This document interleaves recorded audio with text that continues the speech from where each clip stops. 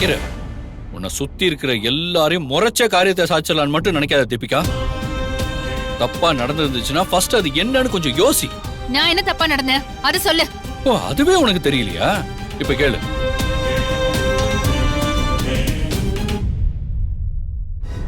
சொன்ன பதிலே சொல்லிட்டு இருக்க கூடாது வெண்பா. எனக்கு பயங்கரமா கோவம் வந்துரும். அங்க என்ன நடந்துச்சுங்கறத யோசிச்சு தெளிவா சொல்லு. எனக்கு அவங்க மயக்க மருந்து குடிச்சிட்டாங்க மேடம். அப்போ நீ மயக்கத்துல இருந்தப்ப உன் அம்மா, அதான் அந்த மல்லி, அவ கொலை பண்ணி மண்ணெண்ணைய ஊத்தி எரிச்சிட்டான்னு முடிவு பண்ணிடலாமா? இதை யார் ரெக்கார்ட் பண்ணா? எப்படி உன் கையில கிடைச்சது? நீ வெண்பாவை கூட்டிட்டு போனப்போ ஒரு சேஃப்டிக்கு இருக்கட்டுமேன்னு மல்லி தான் ஒரு மொபைல் போனை அவ பாக்கெட்ல போட்டு அனுப்பிச்சிருக்கா. அது எதுவுமே தெரியாம நீ இப்படி எல்லாம் பேசி வச்சிருக்க. மல்லி அதை ரெக்கார்ட் பண்ணி வச்சிருக்கா. நான் என்கொயரிக்காக அவளை கூட்டிட்டு போறேன். அந்த டென்ஷனான நிலைமையிலையும் அவ பொண்ணு கிட்ட போனை வச்சு அனுப்புறானா? அவ எவ்வளவு பெரிய கிரிமினலா இருக்கணும். உன்கிட்ட நியாயம் இல்லாதப்போ அவங்கள வேற எப்படி நடந்துக்க சொல்ற? தீபிகா, பர்சனல் வெஞ்சன்ஸ்க்காக நீ பண்ற காரியம் உன் கெரியரையே கெடுத்துரும். அத சொல்றதுக்காகத்தான் வந்தேன்.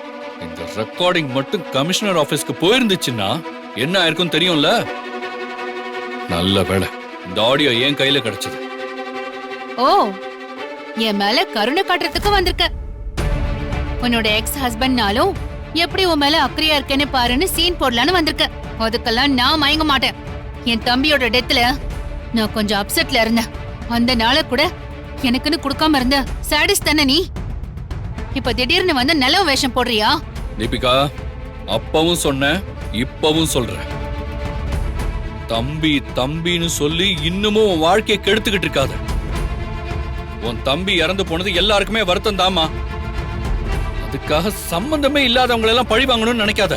நான் சம்பந்தம் இல்லாதவங்கள பழி வாங்கணும்னு நினைக்கிறேனா? யார் சம்பந்தம் இல்லாதவங்க? நான் நல்லா விசாரிச்சிட்டேன் தீபிகா.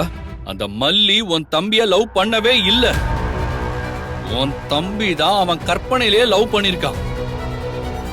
நீ எதுக்கு இதை விசாரிச்ச? என் குடும்ப விஷயத்த என்னோட பெர்மிஷன் இல்லாம நீ எப்படி அவகிட்ட பேசலாம்? அவங்க என்னோட கிளையண்ட். எதுக்கு தீபிகா மேடம் காரணமே இல்லாம எங்க மேல இவ்வளவு கோவமா இருக்காங்கன்னு அவங்க முதல் நாள்ல இருந்து கேட்டுட்டு இருக்காங்க. எவ்வளவு நாள் தான் என்னால மறைச்சு வைக்க முடியும்? அதுவும் நீ குழந்தைங்க விஷயத்துல மூர்க்கத்தனமா நடந்துக்கிற. அதனாலதான் நான் சொல்ல வேண்டியதா போயிடுச்சு. ஓ, உனக்கு உன் கிளையண்ட் தான் முக்கியம். அப்ப நாங்களா என்ன தெருவுல திரியறவங்களா? மாமா, கேட்டீங்களா இவன் பேசுறத? இவன் தான் உங்களுக்கு ரொம்ப நல்லவன், அவனை விட்டுற கூடாதுன்னு சொல்லுவீங்களே. நல்லவன் பண்ணிட்டு வந்திருக்கிற காரியத்தை பாத்தீங்களா? என் குடும்ப விஷயத்த அவனோட கிளையண்ட் கிட்ட கூவி கூவி வித்துட்டு வந்திருக்கான். You're very hard nut, Deepika. உனக்கு எந்த விஷயத்தையும் சொல்லி புரிய வைக்க முடியாது. புரிய வைக்க வேண்டாம். எல்லாருமே என்னை விட்டு போயிடுங்க. நான் எதுவுமே புரியாதவளாவே இருந்துட்டு போயிடுறேன். அந்த மேனாமினிக்கு மல்லி என் தம்பியோட பழகி அவன் மனசுல ஆசைய வளர்த்து அவனை எக்ஸ்ப்ளாய்ட் பண்ற அளவுக்கு எக்ஸ்ப்ளாய்ட் பண்ணிட்டு பின்னாடி ஒரு நாள் விட்டுட்டு போயிட்டா. அதனால மனசு உடைஞ்சு என் தம்பி தற்கொலை பண்ணிருக்கான். இன்னைக்கு அவங்க உனக்கு கிளையண்ட் ஆகி ஒரு பணக்கட்டை தூக்கி போட்டதும் அவ உனக்கு நல்லவளாயிட்டா, நான் உனக்கு கெட்டவளாயிட்டனா?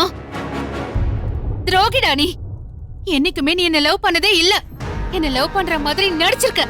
உனக்கு எப்பவுமே உன் கேஸ்ல ஜெயிக்கணும், உன் கிளையண்ட நீ காப்பாத்தணும். அதுதானே உனக்கு முக்கியமா இருந்திருக்கு. அந்த ஒரு விஷயத்துக்காக கட்டின பொண்டாட்டியா இருந்தாலும் நீ துரோகம் பண்ணுவ. அவ்வளவுதான்டா நீ. என் மூஞ்சிலே முழிக்காத, வெளியே போ. நான் உன்னை லவ் பண்ணேனா இல்லையா, உன்னை நேசிச்சேனா இல்லையாங்கிறத மேல இருந்து கடவுள் பாத்துக்கிட்டு இருக்கா. இந்த பிரபஞ்சம் பாத்துட்டு இருக்கு. இப்பவும் உன் மேல அந்த கர்மம் பிடிச்ச லவ் இருக்கிறதுனாலதான் இந்த ராத்திரியில அந்த ரெக்கார்டிங் எடுத்துக்கிட்டு உன்கிட்ட வந்திருக்கேன்.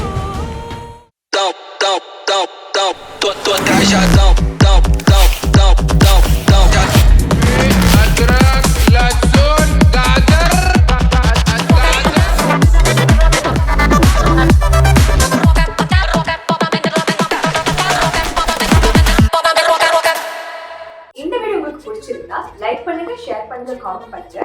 மறக்காம சரிகமா டிவி ஷோஸ் தமிழுக்கு சப்ஸ்கிரைப் பண்ணுங்க.